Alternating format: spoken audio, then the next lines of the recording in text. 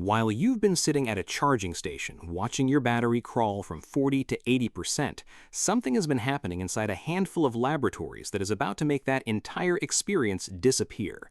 Not faster, not incrementally better, gone. Because right now, there is a battery chemistry being tested that charges a cell to full in under 2 minutes. That is not a press release number. That is not a slide at a conference. That is a measured, repeated laboratory result using an element so ordinary you have crushed it in your bare hands without thinking twice. And the reason it charges that fast isn't clever engineering. It's physics, written into the periodic table, permanent, unpatentable, and it makes everything your lithium battery can do look like a first draft. But before you understand why that number changes everything, you need to see the flaw it erases.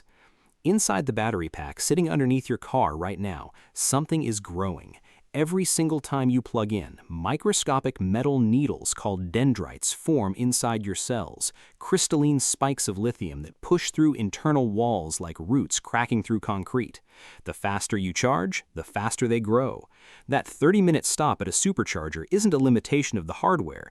It's your car deliberately slowing itself down to keep those needles from killing the cell. You are charging slowly on purpose, because charging fast would be dangerous. No software update fixes this. No cooling redesign fixes this. Dendrites are a fundamental consequence of how lithium ions behave when they move fast. For 20 years, every charging curve, every thermal management system, every battery warranty in every EV ever sold has been designed around a single mission: manage a flaw that nobody ever fixed. And here is the part that should stop you cold. The element behind that 2-minute charge does not grow dendrites. The flaw that set the ceiling on everything your car's battery can do, the flaw it is fighting against right now every time you plug in, simply does not exist in this chemistry. The dendrite didn't get defeated, it became irrelevant. And the material that made it irrelevant is something you already know. It's in the airframe of every jet you've ever flown on. It exists on every continent in quantities so vast that scarcity isn't even part of the conversation, and it is the most abundant metal in the Earth's crust: aluminum.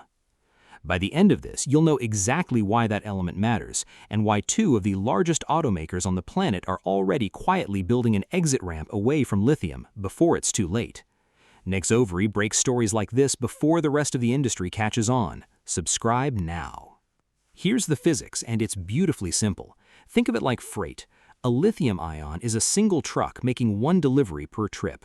An aluminum ion is the same truck hauling 3 loads at once every trip without slowing down. That's because a lithium ion carries 1 positive charge, while an aluminum ion carries 3. Atom for atom, aluminum moves 3 times the charge through the same space in the same amount of time. That's not an incremental improvement. That's a multiplier written into the periodic table. But here's the wall nobody selling you this dream wants to mention. On paper, that multiplier should let aluminum blow past lithium on total range, not just charging speed.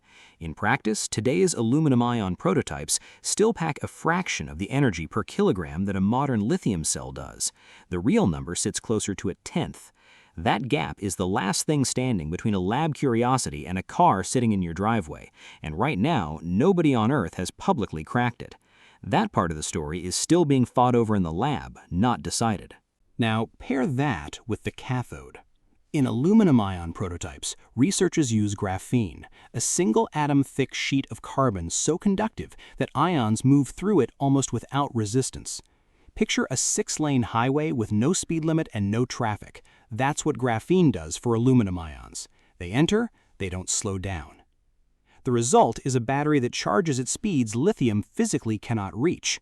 Lab prototypes have shown full cycles completing in under 2 minutes, some in 90 seconds. You pull into a station, you check your phone, and by the time you look up, the car is done. That isn't a better version of today's experience. That's a completely different relationship with your vehicle. And this is where it starts to get uncomfortable for every automaker that went all in on lithium. Aluminum-ion cells don't just charge faster, they last longer, dramatically longer. Lithium packs degrade noticeably after 1,000 cycles, maybe 2,000 in the best cases. Aluminum-ion prototypes have been pushed past 10,000 with minimal degradation. Your battery could outlast the car built around it. But the real blade in lithium's side is the thing EV owners fear most: fire. Push a lithium cell too hard, charge it too fast, puncture the casing, and you get thermal runaway. A chain reaction where the cell heats itself faster than any cooling system can respond. It's why EV fires burn so hot. It's why fire departments need specialized protocols. And it's why insurance premiums keep climbing. Aluminum ion doesn't carry that risk. The chemistry is inherently stable. No thermal runaway, no cascading failures. You could puncture an aluminum ion cell and it would not ignite. And the reason is elegant. Aluminum doesn't grow dendrites. The villain that set every limit on lithium simply does not exist in this chemistry. So if the science is this clear, why isn't every EV already running on aluminum? Because there's a canyon between a working prototype and a production line. And that canyon is where empires are built or buried. Here's where confirmed science collides head-on with unconfirmed noise. For months, a wave of leaks and rumors has claimed Tesla is quietly building small-scale aluminum ion cells behind closed doors. Tesla has never confirmed it. Elon Musk has never confirmed it. No factory tour, no earnings call, no filing backs it up. But the rumor has become its own kind of pressure test, because whether or not Tesla is actually behind it, the rest of the industry is already moving like the lithium throne is shaking. Toyota, after a decade betting big on hydrogen while the EV world moved past it, has poured billions into solid-state battery research, specifically to escape lithium's limits. BYD, whose blade battery was supposed to be the final word in cell safety, is already deep into sodium-ion chemistry as a hedge against exactly this kind of disruption. Nobody needs Tesla to confirm a single thing for that to be true. Two of the biggest EV makers alive are already building an exit ramp away from pure lithium, and that tells you how nervous this industry has become. And now, here's the number. Industry projections show that mass-produced aluminum ion packs could cut battery costs by 40 to 60% compared to today's lithium cells. That is not a marginal savings. That's the difference between a $30,000 EV and a $15,000 one. It's the line where electric vehicles stop being a considered purchase and start being the default, the only rational choice. If a car like that ever reaches production, a compact EV, the kind rumor mills have already nicknamed the Model 2, charging in 2 minutes, running 500 kilometers, priced below the average new cars sold today, the math stops being about specs and starts being about survival. Whoever gets there first doesn't just win a customer, they reset what every other automaker has to compete against. If a battery like that reaches production, you'll want to be subscribed already. But here's the dimension nobody's talking about yet: geography. Lithium's supply map was always a vulnerability, a few nations holding the keys to an entire global industry. Aluminum flips that map inside out. Bauxite, the ore that becomes aluminum, is spread across dozens of countries: Guinea, India, Brazil, Australia, Jamaica. No single government can choke the supply. No single trade war can freeze production. China sees this. Chinese firms are already pouring billions into Guinea's bauxite reserves, securing tomorrow's advantage while the rest of the industry is still arguing about lithium contracts.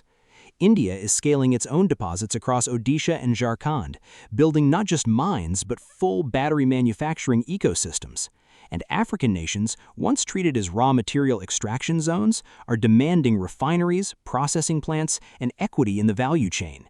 The geopolitical chess match over the battery of the future has already started. The piece every player is fighting for is no longer lithium. And if a handful of nations end up controlling bauxite the way a handful of nations control lithium today, we haven't defeated the villain, we've just given it a new address. And that brings us back to where we started, to the dendrite, that microscopic needle that quietly defined the ceiling of everything lithium could ever become.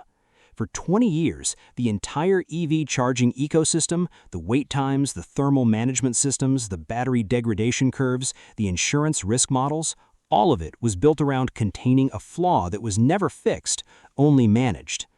Billions spent not on making lithium better, but on keeping lithium from destroying itself. Aluminum doesn't carry that flaw. It doesn't grow dendrites. It doesn't need to be throttled. And if the prototypes translate to factory lines, if production scales by 2026 the way current timelines suggest, then the dendrite doesn't get defeated. It becomes irrelevant, a footnote from a chemistry the world moved past. But here's what should keep you thinking long after this ends. None of this is guaranteed. The lab results are real, the physics is sound, the economics make sense, but mass production is where promising science meets unforgiving reality. Yields, quality control, supply agreements, charging infrastructure rebuilt from the ground up. Every one of those is a wall, and right now multiple companies are climbing at the same time in different directions with different resources. Nobody knows who reaches the top first. The lithium era isn't over, but for the first time in 20 years, you can see the edge of it from here. And what's on the other side? That's still being written. Stay with Nexovery. We'll be here when the aluminum era actually arrives.